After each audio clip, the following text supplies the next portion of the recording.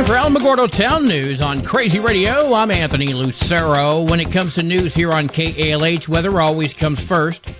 Heavy to excessive rainfall may produce additional flash flooding across parts of the southern plains, where the greatest risk is along the Red River Valley heading into western Arkansas. Scattered severe thunderstorms are also possible, centered on central Texas to eastern Oklahoma and western Arkansas. Large hail, damaging wind, and tornadoes are all possible. Closer to home, daily temperatures bouncing slightly above and below average, dry area wide with slightly breezy afternoons through tomorrow. Moisture pushes into the eastern areas for Friday and Saturday, bringing low to medium thunderstorm chances, increasing chance for strong winds, blowing dust, and critical fire danger on Sunday. We'll have another look at the weather following this news. This is Range Control with roadblock information for Wednesday, April 30th. Highway 70, 54, and 380, Owen Road, Nike Avenue, and War Highway are scheduled to remain open all day. Former chair of the Republican Party of Otero County, Cesar Ramos, recently announced that he's running for sheriff. We caught up with him to find out what he brings to the table. I have a total of 34 federal years. I have 3 with Naval Law Enforcement, 7 with the Department of Defense Police, and 24 years with the United States Border Patrol, which I retired from in December of 2023. Ramos went on to say he will cooperate with Border Patrol as needed. I also asked him what makes him different. I'm going to prioritize the people of Otero County and offer them an exceptional, top-notch law enforcement service, which, from what I understand, is not being provided by the present sheriff's office. You can hear our conversation in full on our YouTube channel. Thursday, May 1st is the official National Day of Prayer, and there's a big event planned for the town of Chaparral. We heard from Robert Gable. We're going to have it for the second time. We're going to have it May 1st of this year, and again, it's going to be here in Chaparral at Dolores Wright Park, and that's located at 400 Lisa Drive and such. And again, this is also going to be the 74th observance of the National Day of Prayer. So we're excited.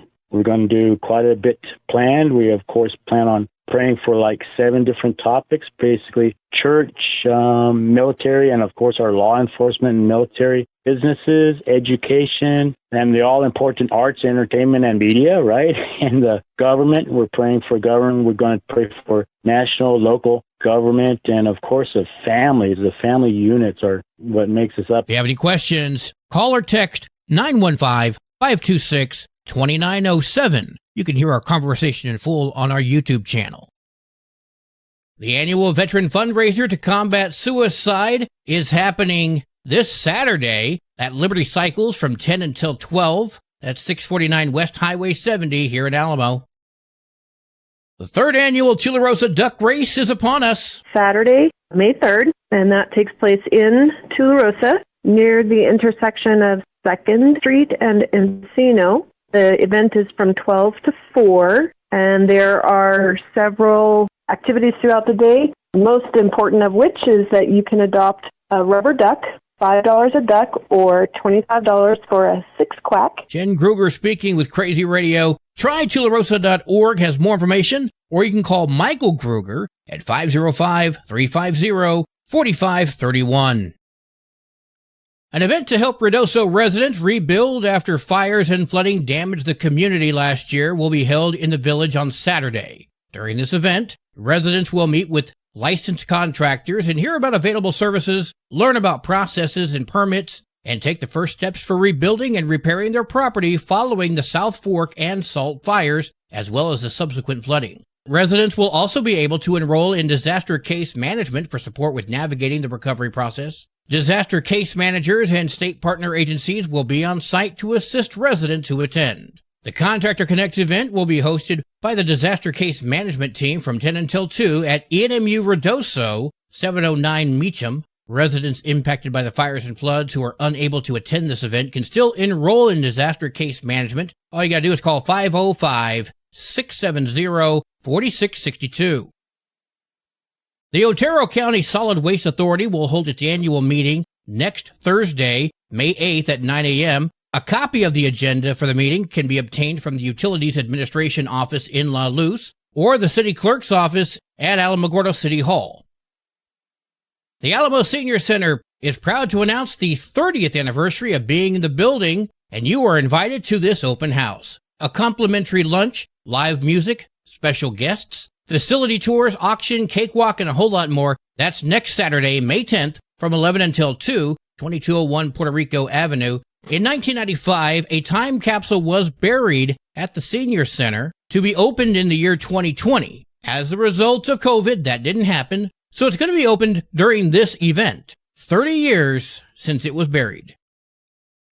Tiburon Development Council presents Memorial Day 2025 festivities, and if you're a vendor, they especially want to talk to you. Okay, well, Memorial Day is going to be the opening of all of our festivities up here in Tiburon. We're opening the pool for the season. At the pool, we're going to have hot dogs and hamburgers for sale. All those donations go to the TDC, where we will put them back into the community. There's going to be a silent auction and garage sale starting at 9 a.m. at the Busy Bee, which is our local grocery store. We will also have the Tiburon Golfers Association is holding a Memorial Day golf scramble on Saturday, May 24th. There will be more details on that as it is developed. Saturday evening, we will have a band, Locomotion, at the Busy Bee. Sunday will be the garage sale silent auction. The drawings at 4 p.m. Sunday, the Neighborhood Watch will end the weekend with our movie matinee. In the parking lot of the lodge, which is our utility building, we are having vendors. We need vendors to come up, set up, and sell whatever they like to sell, showcase whatever they like to showcase, and set up on that starts Friday evening, May 23rd. And on Sunday, you must be set up by 9 a.m. And for the vendors, you would contact me at terriratley.tdc@gmail.com, and I will make sure that you are put on the vendor list and that you have space. Terry Ratley speaking with KALH. News from around the state in just a moment. This is Alamogordo Town News on Crazy Radio. I'm Anthony Lucero. From basic to advanced computer repairs, it's GalacticGeeksPCRepair.com. Local business owned and operated by Greg Gutierrez. Available for on-site work from 9 to 6 daily. Installations, upgrades, even virus repair. For information, email Greg at GalacticGeeksPCRepair.com. Google IT support, professionally certified. Local news from local perspectives, from local voices. Alamogordo Town News. Local sports, local events, and local happenings and more. Nonprofit owned and operated by Second Life Media. We are Otero County. AlamogordoTownNews.org. Heard daily on Crazy KALH Radio 95.1. Directory Plus is the right size book. It's the book if you need a phone book. That's what just one person has to say about Directory Plus. With its red cover, features, colorful yellow pages, and lots more, it's no wonder people all over use Directory Plus. It has so much more information. You can cross-check phone numbers or addresses or pretty much anything. Look on the plus side, Directory Plus. I'm a big fan of Directory Plus. How do airplanes fly? What's in this box? What does this thing do? Kids are curious about everything, including guns. Learn how to store your gun securely and make your home safer at endfamilyfire.org. Brought to you by End Family Fire, Brady, and the Ad Council. Convicted sex offender Joseph Lacour Benavides, accused of preying on young kids once again, will be staying behind bars until trial. Last week, Albuquerque police say they found a 14 and 11-year-old in his bedroom after they ran away from their foster family. Detectives say there is evidence that he was having a sexual relationship with the 14-year-old for months. In 2002, he was convicted of raping a 12-year-old. Benavides was in front of a judge yesterday. Alfonso Reyes Vasquez Jr. of Roswell was sentenced on Monday after pleading no contest in the 2018 killing of another man. Vasquez was sentenced to 10 years in state prison after pleading guilty to manslaughter, among other charges. Police say he killed Freddie Bersane in 2018 after Bersane said something Vasquez believed was disrespectful to his girlfriend. When police arrested Vasquez, they found blood in his home that matched Bersane's. Bersane's body has not yet been found. Vasquez is serving time in federal prison in Colorado for a separate case right now. Once he finishes serving his time there, he'll be returned to New Mexico to serve his sentence here. He received a little more than 2 years of pre-sentence confinement credit. A former New Mexico judge and his wife, who were arrested after reportedly allowing an alleged Tren de Aragua member to live in a small home in the back of their house in Las Cruces, were released from jail yesterday under a $10,000 secured bond each after appearing in court. Former Donna Ana County Magistrate Joel Cano and his wife Nancy Cano were arrested on Thursday at their home in Cruces. Jason T. Stevens, the special agent in charge for Homeland Security investigations, charged them with tampering with evidence. The couple's arrest followed the investigation in which it is alleged that Joel Cano rented out a small home to Christian Ortega Lopez, who is a reported member of the Tren de Aragua gang and in the country illegally since 2023. He was rented that space at the behest of Nancy Cano. The Canos met Ortega Lopez when they hired him to do some housework. Cano's daughter had multiple firearms and allowed Ortega Lopez to shoot, hold, and pose with them in pictures that were posted on social media. The feds seized those firearms and arrested Ortega Lopez in February. Following the arrest for Ortega Lopez, documents revealed that Joel Cano and his wife maintained communications with him and admitted to destroying evidence related to the case. A fire in Grants burnt down 8 homes and injured 2 firefighters Sunday night. It was 100% contained by the next day. Andrew Valencia is the Grant City manager. He spoke with KOAT. We had 8 homes that were either destroyed or partially destroyed, with 2 firefighters sustaining non-life-threatening injuries. We had evacuations temporarily implemented, but have been lifted. Officials believe the fire was human-caused. The police chief says if the cause is confirmed to be arson, the suspect would face multiple felony charges. 7 years after a district court judge ruled the state is not meeting its obligation to give at-risk students a good education, well, the judge is now giving the New Mexico Public Education Department just a few more months to get their act together. The order is tied to the 11-year-old Yazzie Martinez lawsuit, which states that underserved students have a constitutional right to be college-ready. Plaintiffs say the state's taking too long to figure out a plan, and today the judge agreed. Santa Fe District Court Judge Matthew Wilson. The PED in the state of New Mexico is not in compliance with this court's final judgment and order. The defendants are ordered to develop a comprehensive remedial plan to address the continuing violation of at-risk students' constitutional rights. Those affected by this court case include Native American students, English language learners, low-income students, and those with disabilities. The argument is those groups face significant educational disparities. As part of this ruling, the plaintiffs in the case have been waiting for the Public Education Department to submit a plan to address teacher workforce issues, class sizes,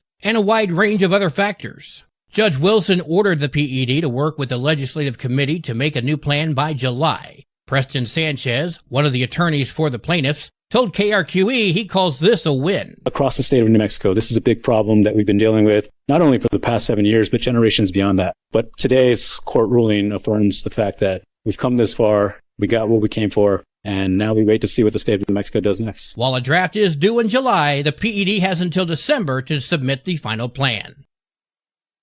Sports and weather are coming up next. This is Alamogordo Town News on Crazy Radio. I'm Anthony Lucero. They are role models and educators.